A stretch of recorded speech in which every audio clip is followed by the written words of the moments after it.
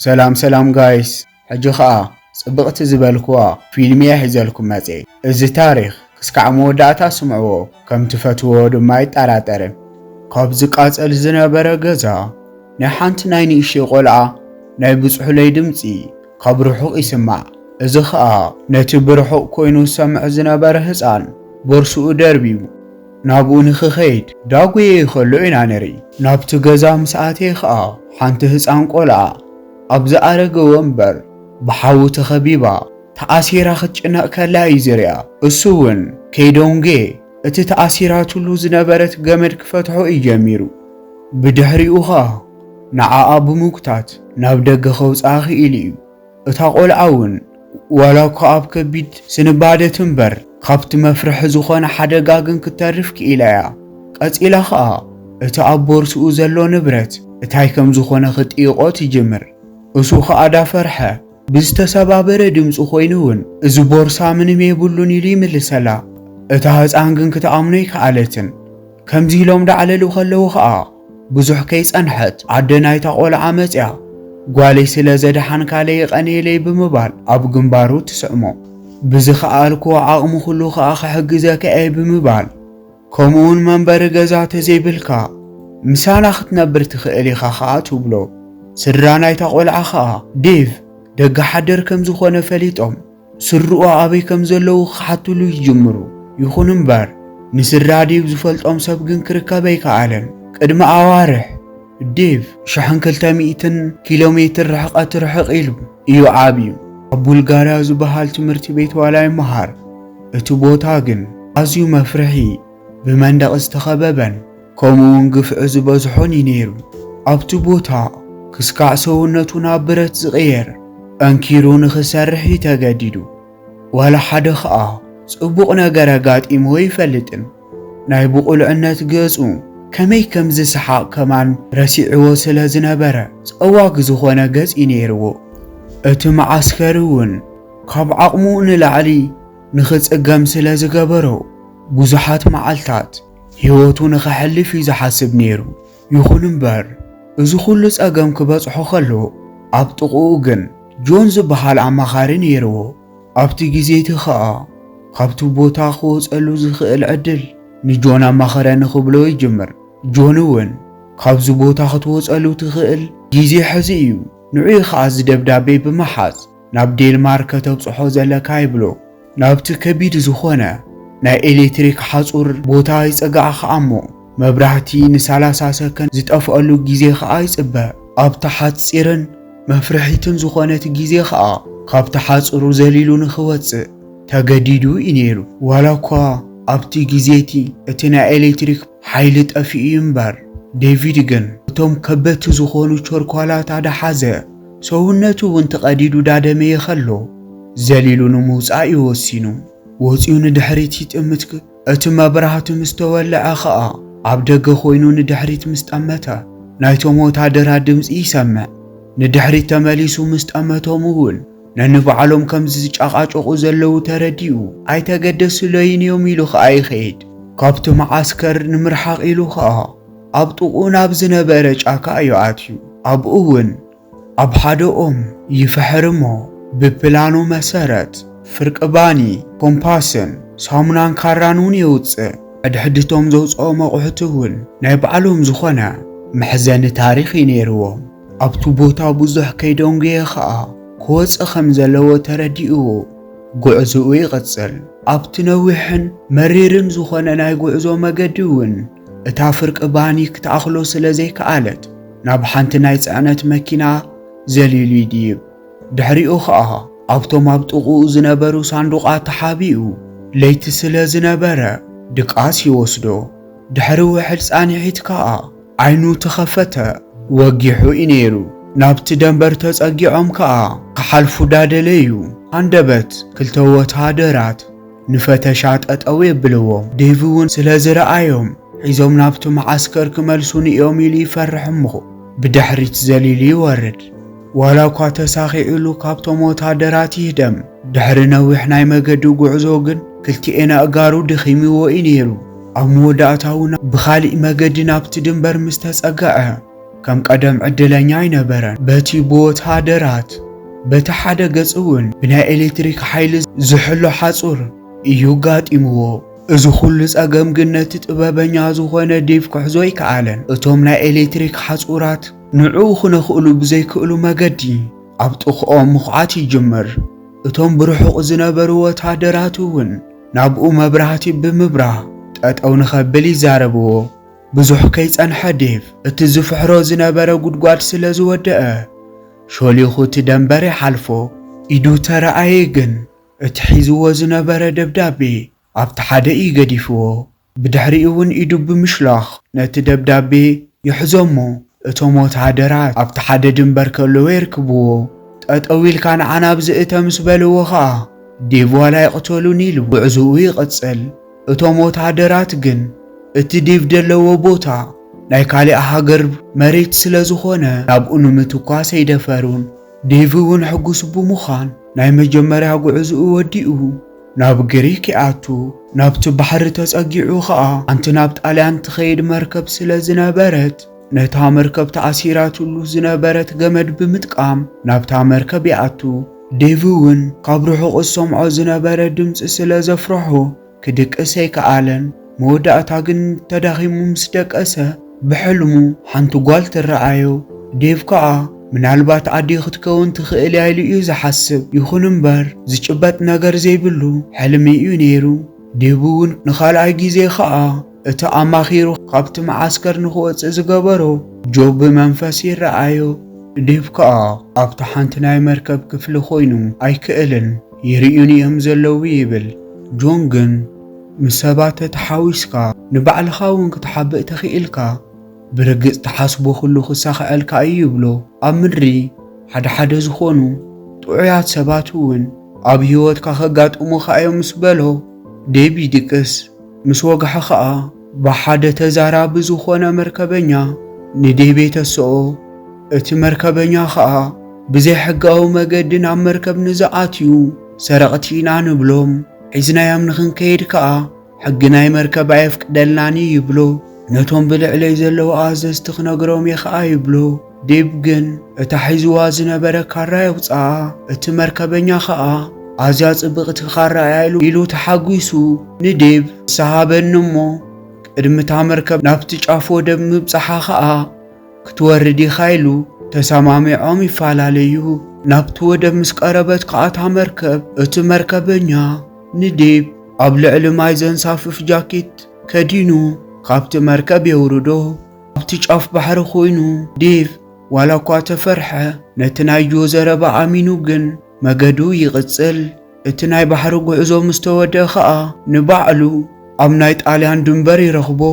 እቲ መንደር ኣብቲ መዓስከር ካብ ዝነበሮ ናይ ባርነት ጻንሒት ኣዝዩ ዝተፈለየ እዩ ነይሩ። ዴቭ ኣብኡ ኸዓ ንጹህ ዝኾነ ናይ ነጻነት ኣየር ይስሕብ። ብዙሕ ከይጸንሐ ኸዓ ሓደ ሄሊኮፕተር ብልዕሊኡ ክበርር ምስ ረኣዮ ክስንብድ ይጅምር። እቲ ተልእኹኡ ንምብጻሕ እውን ብዙሕ ግዜ ከም ዝቐርዮ ተረዲእዎ እዩ ነይሩ። ናብ ሰሜን ገጽ ተጓዒዙ ኸዓ ናብ ሓንቲ ከተማ ይኣቲ። እቶም ሰባት ዝርእይዎ ዝነበሩ ኣረኣእያ ግን ስንባደ ይሕድረሉ። ንዋላ ሓደ ሰብ ከይተኣምን ዝብል ናይ ጆር ምኽሪ ኸዓ ኣብ ኣእምሮኡ ክመላለስ ይጅምር። ብባኒ ዝስንከተሉ ቦታ ክሓልፍ ከሎ ኸዓ እቲ በዓል ገዛ ንዓእተ ይብሎ። ጠሚዎ ከም ዘሎ ፈሊጡ እውን ባኒ ክትበልዕ ትኽእል ኢኻ፣ ይኹን እምበር ንዓየይ ምስ ትሕግዘኒ ኢኻ ይብሎ። እቲ ሓገዝ ከዓ ንከስተመር ብምቕባል እዩ ከዓ ይብሎ። እቲ መስርሒኡ ከዓ ሓደ ካርድ ብምሃብ ትእዛዘ ብጽሕ ይብሎ። ዴቭ እውን ትእዛዘ ብጽሑ ምስ ተመለሰ እቲ ዓሙኡ ኣብ ደገ ምስ ፖላዊስ ክዕልል ይርኢ። ኣብ ቅድሚኡ ሓደጋ ከም ዘለዉ ተረዲእዎ ኸዓ እቲ ጥበበኛ ዴቭ ነቶም ፖላዊስ ኣሽኪዕዎም ይሃድም። ኣብ ሓደ ጫካ ዳጉየ ከሎ ኸዓ እቲ ኦም ወቂዕዎ ይወድቕ። በቲ ገደል እንዳተሻራተተ ከሎ ኣብ መንጎ ሓደ ኦም ይድግፎ። እቲ ዘሕዝን ኣጋጣሚ ግን እታ ሒዝዋ ዝነበረ ኮምፓስ ክትስበር ክኢላ እያ። እዚ ኸዓ ነቲ ዝቕጽል መገዱ ኣጸጋሚ እዩ ኾይኑ ዴቭ እውን ናብ ዝኸዶ ሲኢኑ ኣብቲ ቦታ ጠጠው ኢሉ እዩ ነይሩ። ድሕሪ ውሕድ ጻንሒት እውን ምስ ደቀሰ ናብ ናይ ዴብ ኣእምሮ እቶም መሰልሸይቲ ዝኾኑ ተዘክሮታት ክመጽዎ ይጅምሩ። ድሕሪኡ እውን ናብ ላዕሊ ጥምት እሞ ናብ ሓደ ኦም ይሓኩር። ኣብኡ ኮይኑ እውን ካብቲ ከቢድ ቦታ ክወጸሉ ዝኽእል መገዲ ይርኢ። እቲ መገዲ ምስ ረኸቦ ኸዓ ጉዕዞኡ ይቕጽል። ናብ ከተማ ምስ ኣተየ ድማ ሓንቲ ኸልቢ ኣብ ቅድሚኡ ኮይና ትነብሕ ነይራ። ዴብ እውን በዚ ተሰናቢዱ ክጎይ ይጅምር። እታ ኸልቢ እውን ስለ ዝተኸታተለቶ ናብ ሓደ መንደቕ ይድይብ። ናይታ ኸልቢ በዓል ዋና ኸዓ ናብኡ መጺኦም ነታ ኸልቢ ሱቕ የብልዋ። ንዴብ እውን ናብዚ ውረድ ብምባል ናብ ናይ ሕርሻ ቦታ ኸይድካ ወይኒ ምስ ተብጽሐለይ 2 ሳንቲም ክኸፍለካ የብልዎ። ቀልጢፍካ ተወዲእኻዮ ስራሕ እውን ተወሳኺ ክፍሊት ክኽፈለካ እዩ ይበሃል። ዴብ ከዓ ኣብ ከተማ ብዘይ ገንዘብ ክንቃሳቐሰ ይክእልን እየ ብምባል ብፍጥነት ክሰርሕ ይጅምር። ኣብቲ ናይ ሕርሻ ቦታ ተኣኪቦም ዝነበሩ ሰባት ከዓ ኣዝዮም ሕጉሳት ኮይኖም ይዘናግዑ እዮም ነይሮም። እዚ ዝረኣየ ዴብ እውን ከምዚ ዓይነት ህይወት ኣሎ ድዩ ብምባል ተገሪሙ እዩ ነይሩ። እቲ ናይ ዴብ ዘጽልእ ገጽ ዘጽልኦ ናይ ሕርሻ በዓል ዋና ግን ካብ ዝነበረሉ ቦታ ኺድ ይብሎ። ኣብ ቅድሚኡ መስትያት ረኺቡ ኸዓ ንገጹ ክጥምት ይጅምር። ንናይ ባዕሉ ገጽ ምስ ረኣየ እውን ሰባት ኮይኖም እዮም ዝጸልኡኒ ብምባል ፍሽኽ ክብል ይጅምር። ናብ ሓደ ድኳን ከይዱ እውን ንሓደ ሳንቲም ምግቢ ይእዝዝ። እቲ በዓል ምግቢ ግን ሽንቲ ቤት ኣበይ እዩ ዝበሎ መሲልዎ ናብ ሽንቲ ቤት ይሕብሮ። ዴብ ግን ናብቲ በዓል ድኳን ሳንቲም ብምርኣይ ምግቢ ዓሽገለ ይብሎ። ይኹን እምበር እቲ በዓል ምግቢ ዴብ ሓንቲ ሳንቲም ከም ዝሓዘ ሪኡ ክሕጭጨሉ ይጅምር። ዴብ ከዓ ብሓዘን መንፈስ ኮይኑ ካብቲ ቦታ ይኸይድ። ኣብ መገዲ ኸዓ ሓንቲ ቆልዓ ምስ ኣዲኣ ዳተዘናግዓ ኸለዋ ይርአን። ዴብ እውን ንዓን ምስ ረኣየ ተዘክሮታት ናይ ኣዲኡ ይመጸሉ። ዴብ ስራ ተዝህልዎ ብጥሜት ከምዚ ምስ ተቸገረን ነይሩ። ዴብ ከዓ ኣብ ግዜ ህፃንነቱ ኣዲኡ ካብኡ ክትፍለዮ ኸላ ተዘክሮ ይመጾ። እዚ ብህይወት ዝሳቐ ዘሎ ዴብ እውን እቲ ዝተውሃቦ ደብዳቤ ናብ ዴንማርክ ካብ ምብጻሕ ካሊእ መማረጺ ነበሮን። ካብ ከተማ ኣብ ርሕቕ ዝበለ 2 ሰብኣይን ሰበይትን መኪንኦም ነዳጅ ወዲኡ ዳተጨቓጨቑ ኸለዉ ዴብ ናብኡ ይመጽእ። እዚ ዝረኣየ ዴብ ነዳጅ ናብኦም ብምምጻእ ሓገዙ የቕርበሎም። ነዳጅ ሒዙ ዳመጸ። ኣብ ልዕሊ ሞተር ኮይኑ ኣብቲ ቦታ ካብ ዝረኽቦ ጽሩይ ዝኾነ ኣየር ኢዱ ዘርጊሑ ሓጎስ ይገልጽ እዩ ነይሩ። ኣብ ቅድሚኡ እውን ጽቡቕ ዕድል ክጸንሖ ከም ዝኽእል ተስፋ ይገብር። እቲ ነዳጅ ምስ ኣብጽሖ ጽቡቕ ዝኾነ ቅርሺ ይረኺቡ። ናብ ሓደ ዳባን ብምእታይ ከዓ ክስካዕ ጸግብ በሊዑ በርሱኡ መሊኡ ይኸይድ።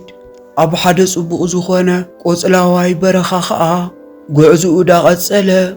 ድቃስ ይመጾ። ሓንቲ ንእሽተይ እንስሳ ናብኡ ብምምጻእ እውን ካብ ድቃሱ ተተስኦ። እታ ንእሽተይ እንስሳ ኸዓ ቀቅድሚኡ ብምጉያይ መገዱ ትመርሖ። ኣብ ሓደ ጽቡቕ ዝኾነ ናይ ፍየሪ ቦታታት ክስካዕ ዝበጽሕ እውን ደኺሙ እዩ ነይሩ። መገዱ ቐጺሉ እውን ነዊሕ ምስ ተጓዓዘ ሓንቲ ጽብቕቲ ቆልዓ ብርሑቕ ይሪኣ። ምልኩዕ ዝኾነ ገዛ ከም ዘለዋ እውን ምስ ተረድአ ናብቲ ሓጹር ቀሪቡ ናብ ላዕሊ ይድይብ። እቲ ገዛ ዳረኣዩ ኸሎ እውን ናብ ታሕቲ ተጎቲቱ ዴብ ተቐጥቂጡ ካብቲ ቦታ ይኸይድ።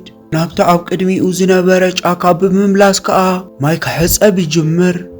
ኣፍንጩኡ ደሚዩ ከም ዘሎ ተረዲእዎ እውን እቲ ኣብ ኢዱ ዝነበረ ሳሙና ብሕርቃን ናብቲ ማይ የእትዮ።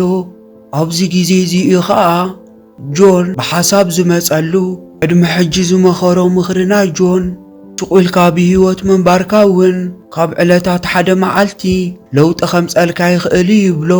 እዚ ናይ ጆን ምኽሪ ዝዘከረ ዴብ ከዓ እዚ ኩሉ ፈተናታት ንምንታይ እዩ ንዓይ ዝበጽሐኒ ዘሎ ኢሉ ክሓስብ ይጅምር።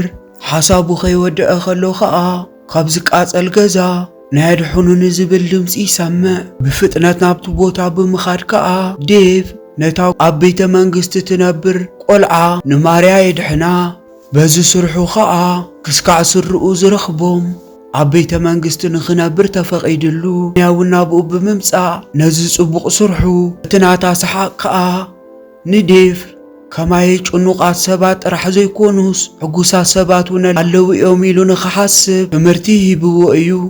ዴቭ እውን ከመይ ምስ ዓለም ክረዳዳእ ከም ዘለዎ ዳተረድኦ ይመጽእ። እቲ ወቂዑ ኣፍንጫ ዘድመዮ ቆልዓ ኸኣ ናብኡ ብምምጻእ ይቕረ ግበረለይ ይብሎ። ዴቭ ናይ ማርያ ህይወት ምስ ረኣየ እቲ ዝምነዮ ዝነበርኩ ናብራ እዩ ይብል። ጆን ንሰባት ከይተኣምን ኢኻ ስለ ዝበሮ ግን ሙሉእ ታሪኹ ይነገሮምን።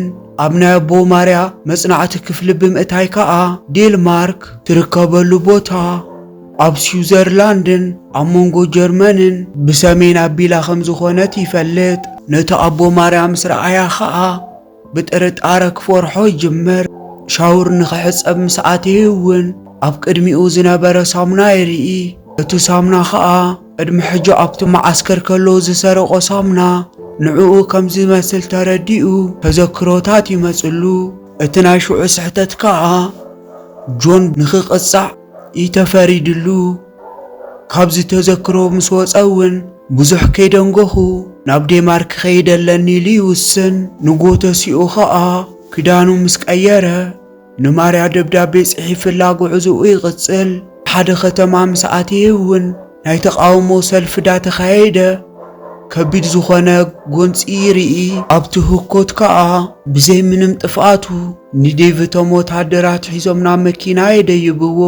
ሃንደበት እቲ ተዓሽጉ ዝነበረ ደብዳቤ ማህተም ተሰይሩ ከዓ እቲ ደብዳቤ ይኽፈት። ዴቭ ነብቲ ደብዳቤ ምስ ረኣዮ ስለ ማንነቱ ዝገልጽ ከም ዝነበረ ይርድኦ። እቲ ኣብ ጊዜ ህፃንነቱ ዝጠፍአ ወዲ ኣብ መወዳእትኡ ስለ ማንነቱ ይፈልጥ። ኣብታ ተታሒዙላ ዝነበረ መኪናን ካብቶም ወታደራትን ሃዲሙ እውን የምልጥ። መወዳእታ ከዓ ነቲ ደብዳቤን ስለ ናይ ባዕሉ ነፃነት ብምባል ናብ ዴንማርክ ይበጽሕ። እቲ መጀመርያ ዝሓገዞ መርከበኛ ከዓ መኪና ሒዙ ኣብ መገዱ ይጸንሖ። ንዓደይ ብምባል እውን ዴቭ ናፍቲ ዝጓዓዘሉ ዝነበረ ቦታ የብጽሖ። ሚላን በጺሑ ኣብ ቅድሚኡ ከዓ ሶፊ ትበሃል ናይ ስእሊ ክእለት ዝነበረ ኣረጊት ይረክብ። ሶፊ ናብ ገዛይ ስዊዘርላንድ ክወስደካ ብምባል ሒዛቶ ትኸይድ። ኣብ መገዲ ከዓ ኣብ ድንበር ፈተሻ ምስ ተገበረሎም ሶፊ ወዲ ሓወ እዩ ታሲሩኡ ግን ረሲዕዎ እዩ ብምባል ካብቲ ከቢድ ዝኾነ ቦታ ተሕልፎ። ኣብ ገዝኣ ኣትዩ ከዓ ዴቭ ናይ ወዲ ሶፊ ፎቶ ይርኢ። ስልኡ ምስ ጠየቓ ከዓ ብሂወት የለን ሞይቲ እዩ ትብሎ። ዴቭ እውን ብምሕዛን ከቢድ ዝኾነ ንብዓት ይነብዕ። ሶፊ እውን ሓቒፋ ኣብኡ ኮፍ ተብሎ። ሶፊ ምስ ሰባት ክትራኸብ ከላ ታሪኾም ትጥይቖም እያ ነይራ። ዴቭ ግን ብሶፊ ታሪኹ ዘይተጠየቐ ናይ መጀመርያ ሰብ ኮይኑ። ብምቕጻል ከዓ ሶፊ ብዙሓት ጥዑያት ሰባት ኣለዉ እዮም። ናይ ሓደ ክፍኣት ብምርኣይ ሕማቕ ነገር ካብኦም ከይትመሃሪኻ ትብሎ። ኣብ ሓደ ቤት መጽሓፍቲ ኣትዩ መጽሓፍ ዳንበበ ከሎ ከዓ ዴቭ ሓደ መጽሓፍ የልዕል እሞ ናይቲ መጽሓፍ ደራሲት ኣብ ዴንማርክ ትነብር ብልጓርያዊት ጓል ከም ዝኾነት ይፈልጥ። ነታ ጓል ምስ ረኣያ ከዓ ኣዲኡ ምዃና እዩ ዝርድኦ። ኣብቲ መዓስከር ዝነበረ ኮነሬል እውን ናይ ዲኡ መሓዛ ከም ዝነበረን እዚ ኩሉ ስራሕ ዝሰርሐ ከዓ ንዕኡ ኢሉ ከም ዝኾነ ይርድኦ። ሶፊ ንዴቭ ናብ ፖላዊስ ብምውሳድ ናብ ዴንማርክ ንኽኸይድ ትገብር። ኣብታ ነፋሪት ዳበረረ ከሎ ከዓ ጆን ብሓሳብ ፍሽኽ ኢሉ ይረኣዮ። ኣብ ዴንማርክ ምስ በጽሐ እውን እታ ብዘሕዝን ኣጋጣሚ ኣብ ጊዜ ቁልዕነቱ ዝሰኣና ምስ ዝፈትዋ ዲኡ ዳተራኸበ ተሓቋቒፎም ፍቕሮም ዳተጋላለጹ ኸለዉ ፊልም ናብዚ ይውድእ። እዛ ፊልም ተፈቲኹማ ሳብስክራይበር ግበርዋ።